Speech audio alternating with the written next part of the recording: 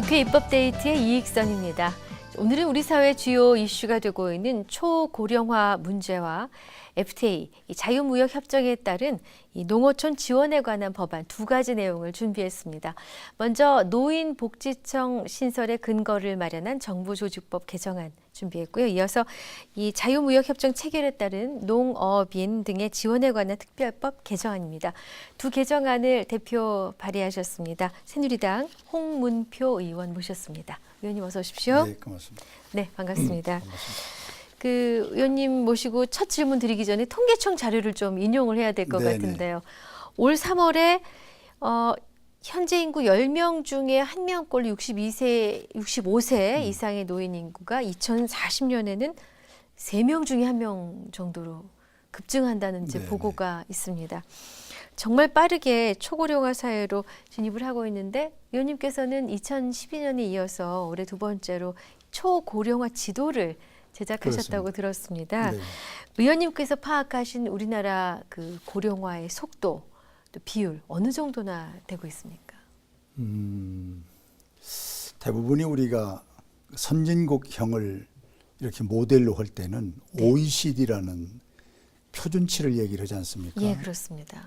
거기에서 통계에 나온 것이 우리나라 노인 어르신들이 부끄럽게도 자살률이 1등이고 또 빈곤율도 1등이고 네, 그다음에 소위 노령 고속화 네, 그것도 지금 아주 1위를 하고 있습니다. 이런 거는 사실 수치스러운 얘기거든요.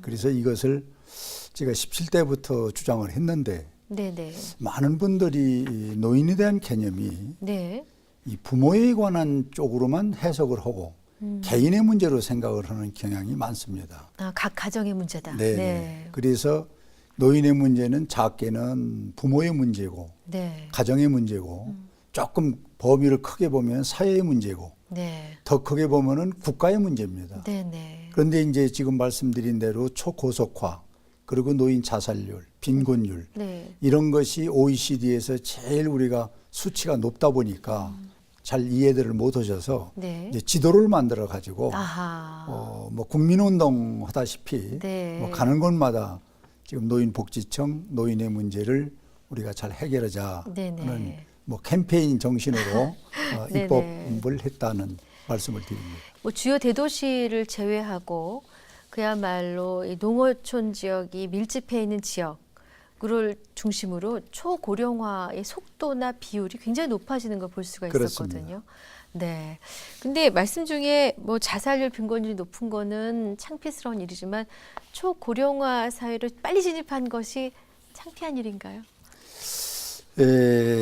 빨리 진입한 것이 창피한 건 아니고 네. 거기에 대한 대책이 그렇죠. 우리 사회와 네. 국가가 제대로 준비를 못했다는 것이 네네. 어떻게 보면 좀 상당히 아쉬운 문제죠. 네, 그래픽 한 화면을 좀 더 보여드릴 텐데요. 네네. 지금 세 가지 구분이 나와 있습니다. 초고령화, 또 고령화, 고령. 그리고 또 전 단계에 있는 고령화. 고령 이렇게 있는데요.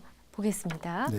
고령화가 7% 이상이군요. 예, 65세 이상 이게 인구가. OECD 기준의 네, 그 상황을 말씀드리면 고령화라고 하는 것은 전체 인구의 7%에서 13%를 보통 얘기를 하는데 네네. 우리나라에는 그러한 고령화가 이미 243개 중에서 121개 시군이 고령화가 지금 그렇군요. 됐다는 얘기고요. 예. 두 번째 이제 주황색 네네. 이건 이제 고령 네네. 이미 고령이 됐다. 네. 이것은 14%에서 19.9%라고 그러면은 54개 시군이 그렇군요. 이미 고령이 됐다는 얘기고 네네. 고령을 초월해서 초고령 네. 이것은 20% 이상이니까 88개 시군 네.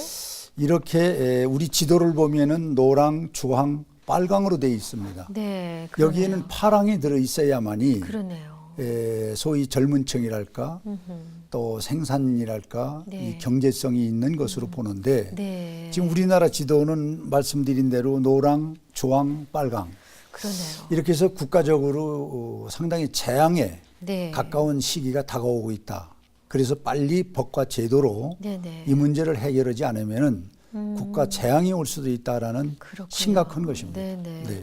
참고로 의원님 그 만드신 지도 가운데 고령화율이 가장 높은 지역이 전남 고흥이네요. 고흥, 네, 야, 경북, 36%. 경북 의성, 아하. 예, 이런 데가 지금 36%에 그렇군요. 네네. 이렇게 초과하고 있는 네. 아주 심각한 곳이죠. 그래서 이 고령화, 초고령화 사회에 대한 대비의 하나로 정부조직법 개정안을 제안하셨는데 이 입법하신 배경 여쭤보고 싶습니다. 지금 말씀드린 대로 이 심각성을 가정과 사회에서 해결할 문제가 아니라 네. 국가가 해결해야 된다. 네. 그렇다면은 대한민국 정부나 국회가 이 법을 법제화해서 만들었을 때만이 네. 추진력이 있고 그리고 조직적이고 효율성을 나타낼 수 있다는 것이죠. 네. 그런데 지금 시중에서는 대부분이 동정론입니다. 노인하면은 네. 가정의 문제 이렇게 치부를 하거든요. 네. 그래서 지도를 만들고 이번에 입법 법안을 내놓은 겁니다. 네네. 이제 이렇게 되면은 우리나라 현실 노인 복지 정책을 한번 짚어볼 필요가 있는데 네. 15개 부처가 구조 한 6천억을 지금 노인 복지라는 이름으로 지금 쓰고 있는데 네. 이것을 1980년대 기준에 이 복지의 프로그램을 놓고 지금 국가가 운영하고 있는 겁니다. 네. 그렇다면은 2015년, 14년에 맞게 이제는 하나로 복지청을 만들어서 네. 15개 부처가 나눠 쓰는 거를 하나로 집합을 하고 네. 그리고 정책을 좀 다듬고 심의 있게 해서 효율적으로 네. 작은 돈도 큰 효과를 낼 수 있겠구니 네. 이렇게 노인복지 정책을 해야 되겠고 네. 이제 뭐 이렇게 하다 보면 뭐 재원 문제도 나오고 뭐 복잡한 것들이 있습니다만은 그렇죠. 네. 그런 것들은 제가 17대부터 이 노인복지청을 만들려는 준비가 있었기 때문에 네. 오늘 짧은 시간에 말씀드릴 수는 없고 네. 뭐 재원도 충분히 조달할 수 있고 네. 또 크게 정부가 걱정 안 해도 뭐 조직법을 좀 개편만 하면은 네. 뭐 공무원 숫자도 많이 늘리지 않을 수도 있는데 이제 대부분의 정부는 과거나 지금이나 작은 정부 네. 그거 작은 정부를 갖고 강한 정부를 만드는 거를 지향을 하고 있거든요. 네. 그래서 저는 작은 정부가 아니라 좋은 정부 네. 만들려면은 이렇게 사각지대에 있는 국가의 이런 심각한 문제를 정책적으로 네네. 그리고 정부가 조직화해서 해결하는 것이 답이 아닌가 네. 이런 생각을 갖고 입법 그러셨군요. 활동을 했습니다. 15개 부처가 나눠 쓰고 있는 노인 관련 예산 9조 6천억을 노인복지청이 일원화해서 그렇습니다. 효율적으로 노인 정책을 운영해 보자. 네네. 이게 핵심 내용이 되는데요. 그 2012년 3월에 발의하셨는데 네네. 이번에 소관위 심사에 들어갔거든요. 왜 그동안 국회에 계류 중이었습니까? 방금 말씀드린 대로 네. 과거 정부나 지금 정부도 덩치를 좀 줄여서 예, 일해보자. 대부분이 구조조정을 하지 않습니까? 예. 뭐 공무원도 줄이고 사회단체도 뭐 그렇고 뭐 이렇게 하잖아요. 네. 그 일맥에 의해서 정부가 이 조직을 크게 하는 거는 좀 꺼려합니다. 네. 그러나 제가 아까 말씀드린 대로 네. 시대 변화와 현실 상황을 감안하면은 맞춰야죠. 키울 건 키워주고 네. 구조조정할 건 구조조정해야지 네. 꼭 필요한 것도 구조조정 속에 집어넣어 가지고 줄이고 키우지 않는다면은 그 고통은 사회 뭐 개인은 말할 것도 없고 국가의 네. 고통으로 가거든요. 네. 그래서 그동안에 좀 국회도 그렇고 정부도 뜸을 들였는데 네. 이제 속도를 좀 내야 하지 않겠나 그렇군요. 해서 좀 박차를 가하고 있습니다. 네. 또 지난 5월에는 이 보건복지부로부터 노인복지청 신설 요청에 따른 답변을 네. 받으셨다고 들었는데 어떤 내용이었는지 궁금합니다. 그때도 뭐 확답받은 건 아니고요. 예. 이 지도를 네. 복지청 장관을 국회에 좀 오시라고 그래서 네. 그걸 보여드리고 상황 설명을 했더니 네. 장관도 깜짝 놀라세요. 네. 이렇게 심각성이 있는 거를. 네. 그래서 자기도 이제 오늘 깊이 알았으니까 네. 정부에 가서 좀 심도 있는 고민을 해서 네. 네. 좋은 결과를 내는데 노력하겠다. 네. 이렇게 했는데 그것도 뭐 긍정적인 답변으로 봐야 하지 않겠습니까? 처리 전망을 밝게 보시는 것 같습니다. 그렇습니다. 네. 좋은 결과 있었으면 합니다. 네네. 자, 오늘 두 번째로 다룰 내용이 이제 FTA와 관련해서 피해를 보는 분들을 지원할 수 있는 그런 내용을 네네. 담고 있는데요. 이름은 자유무역협정 체결에 따른 농업인 등의 지원에 관한 특별법 일부 개정 법률안입니다. 이 사실 요즘 경기가 참 어려운 거 의원님도 아시죠? 네. 메르스 여파 때문에 더 어려운데요. 여기에 더해서 우리 농어촌 지역에서는 FTA와 관련해서 또 상대적인 피해를 보는 면이 많은 것이 그렇습니다. 사실이고요. 근데 이번 이 법안 이름이 FTA 무역 이득 공유제 법안 이렇게도 불리고 있던데요. 아직 계류 중입니다. 입안하셨던 근거 또 취지를 먼저 말씀해 주십시오. 네. 이 법안도 참 개인적으로는 답답합니다. 네. 지금 쭉 아주 자세한 설명을 해주셨는데요. 네. FTA 이거 안 할 수는 없습니다. 네. 국제화 세계화가 한 가족처럼 이렇게 아주 신속하게 그리고 함께 네. 움직이고 있는 이 시대에 FTA를 한국이 안 할 수는 없잖아요. FTA를 할 때는 어느 나라고 국가 이익이 있어서 한다는 겁니다. 첫째가. 네. 그럼 국가 이익은 국민에게 돌아가야죠. 네. 그랬을 때 국가 이익이 가치가 있는 거 아닙니까? 그렇습니다. 그런데 이 FTA도 그런 차원에서 했는데 네. 해놓고 보니까 네. 농어촌 농어민 축산인은 많은 피해를 보고 있고 네. 이 공산품을 생산해서 수출하는 분들은 많은 이익을 보고 있습니다. 네. 그러면은 같은 나라에서 국가 이익과 국민 이익을 위해서 FTA를 했는데 네. 허구보니 손해 보는 사람이 있고 이익 보는 사람이 있다면은 네. 국가가 이 부분을 해결해 주는 것이 또 거기와 관련된 부처가 좀 해결할 수 있는 노력을 해 주는 것이 네. 좋다. 그것이 이제 FTA 이익을 공유제를 하자는 겁니다. 네. 손해 보는 사람 좀 도와주자. 예, 예. 이게 지금 우리 사회가 요구하는 사회적 기업 정신. 지금 우리가 많은 그렇죠. 그 홍보를 예. 하지 않습니까? 사회적 예, 기업 정신, 동반 성장. 이게 얼마나 좋은 뜻입니까? 네. 그런데 FTA를 해놓고 손해 보는 사람이 있고 이익 보는 사람이 있으면 안 되잖아요. 네. 그래서 동반 정신, 사회적 기업 정신을 통해서 이익이 남는 분들이 기금을 좀 내놓고 그리고 손해 보는 사람들에게 좀 도와주자는 것이죠. 네, 네. 그런데 이런 정신은 우리가 과거에 그 금모으기 때도 아. 이 정신으로 한 겁니다. 네. 국가가 국민이. 네, 네. 그리고 또 우리가 어느 한 지역에 긴급한 사태가 벌어진다든지 지난번 세월호 같이 네. 또 무슨 태풍이 엄청나게 와서 농어촌에 피해를 주면은 네. 농어촌과 관계없는 사람도 성금을 내잖아요. 그렇죠. 우리가 적십자 협의 내는 것처럼 네, 네. 그런 마음으로 국가와 국민에게 이익이 있다는 FTA를 하고 보니 이익 있는 사람이 있고 네, 네. 손해보는 사람이 있다면 이익 보는 쪽에서 네. 조금 환원해서 네. 공유를 좀 하자는 겁니다. 네. 그 취지의 정신이 FTA 이익 공유제법이라는 그렇군요. 말씀입니다. 하긴 한강 상수원에 계신 분들 개발 못한 것도 이 하수의 그러니까 한강의 이익을 보시는 하류 지역 분들이 일정 부분 그분들을 그렇습니다. 위해 쓰는 것과 마찬가지일 텐데요. 그렇습니다. 이 FTA 농업인 지원 특별법 개정안에 담긴 핵심 내용은 이제 취지는 말씀해 주신 핵심 네. 내용으로 세부 사항으로 들어가면 어떤 말씀해 주실 거리가 있을까요? 지금 특정 기업을 나누기는 그렇고요. 네. 공산품이 한미 관계에서 네. 2013년도 걸로 계산하면은 한 22조 정도 네. 흑자를 봤다고 그럽니다. 아하. 그런데 농어촌에서 종사하는 농어민들, 축산인들은 네. 한 7천억 정도 지금 피해를 봤다고 그러거든요. 네.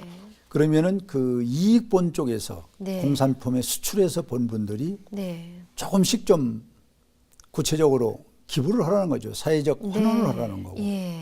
또 그분들에게만 책임을 다할 수 없으니까 정부가 네. 이런 부분에서는 좀 가름말 타줘야 됩니다. 아, 가르마. 아. 그래서 정부가 좀 내놔라. 네. 일부를. 예. 그리고 또 하나는 그 농협 있지 않습니까? 농협. 네. 농협은 농민을 위한 농협입니다. 그러면요. 농협을 위한 농협이 아니거든요. 그래야죠. 그래서 농민이 예. 지금 어렵단 말이에요. 아주 사각지대에서 FTA에서 기후변화에서 어렵거든요. 네. 그렇다면은 농협이 좀 흑자 보는 부분을 우리가 어느 정도 알고 있으니까 그 일부분을 좀 환원해서 네.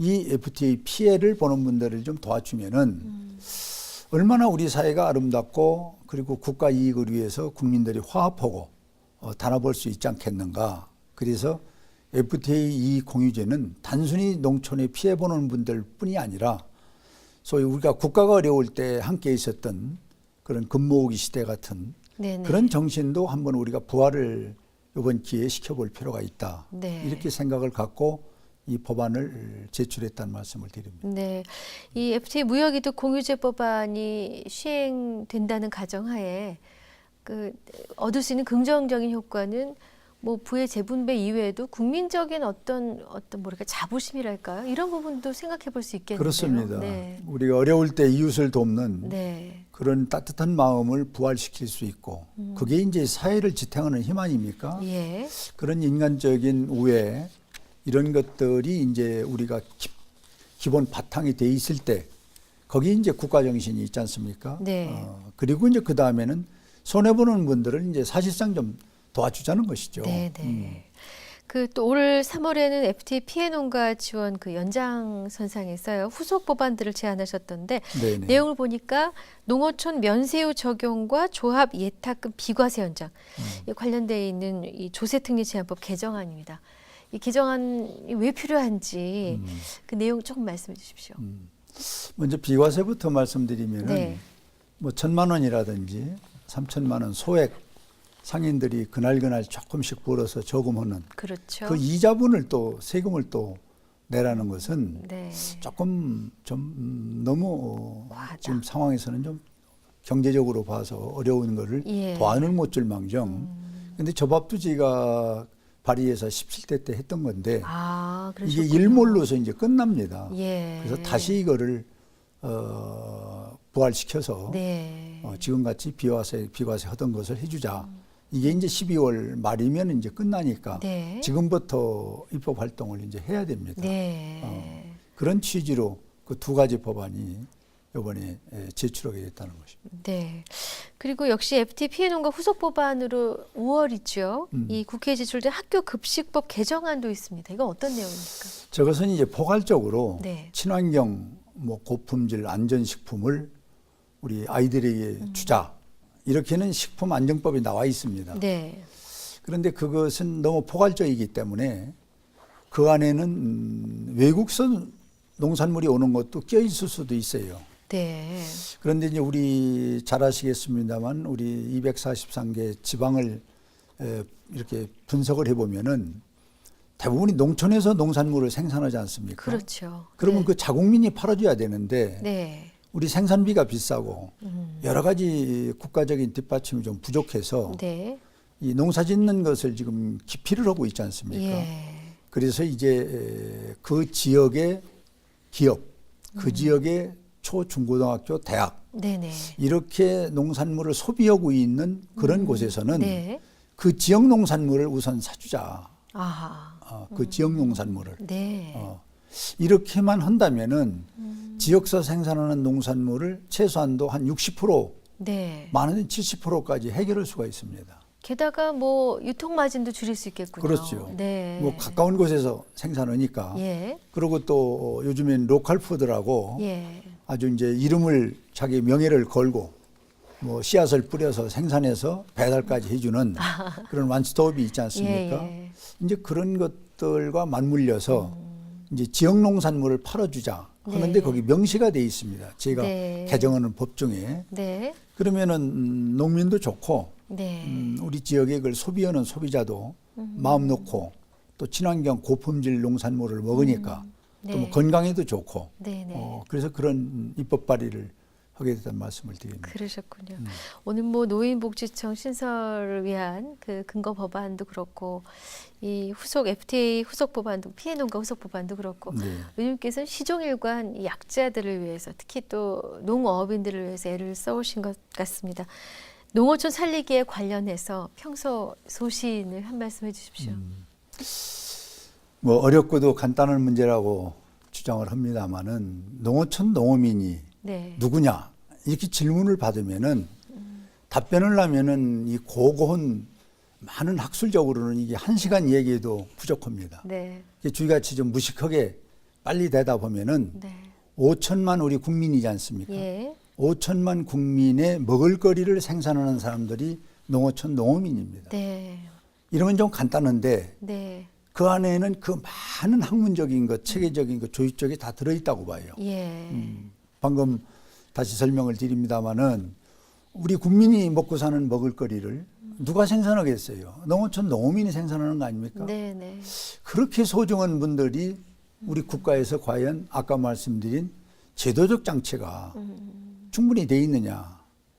저는 아직도 상당히 많이 남아 있다고 봅니다. 네. 이 FTA는 다국적 FTA를 안 할 수가 없습니다. 월드 세계에서 네. 한국도 같이 살아가야 되니까. 아까 지적한 대로 그런 문제가 있고 두 번째는 기후 변화가 와 있죠. 네, 네. 우리나라가 비가 오는 데는 많이 오고 안 오는 데는 안 오고 네. 이제 기후 변화도 대책을 세우지 않으면은 농어촌 농어민이 농사를 지키기가 어렵다는 것이죠. 네. 뭐 등등 많은데 다 말씀드릴 수는 없고 참 오늘 아주 귀한 시간 이렇게 대화를 하는 것 같습니다. 네. 끝으로 짤막하게 네. 새로운 입법 계획 있으십니까? 지금 이제 입법은 우리 농어촌에 이제 근본적으로 이 기후 변화에서 오는 대책을 세우지 않으면은 네. 1년 농사를 짓고 9월, 10월, 11월에 태풍 한 번 몰아치면은 네. 그 농사가 다 끝나는 거죠. 그렇죠. 그래서 네. 기후 변화에 대한 대책을 적극적으로. 세우는 준비를 네. 지금 하고 있다는 말씀을 드립니다. 네. 바쁘신 가운데 오늘 귀한 시간 내주셔서 네. 감사했습니다. 오늘 고맙습니다. 고맙습니다. 국회 입법데이트 오늘은 새누리당 홍문표 의원과 함께했습니다. 시청해주신 여러분 고맙습니다.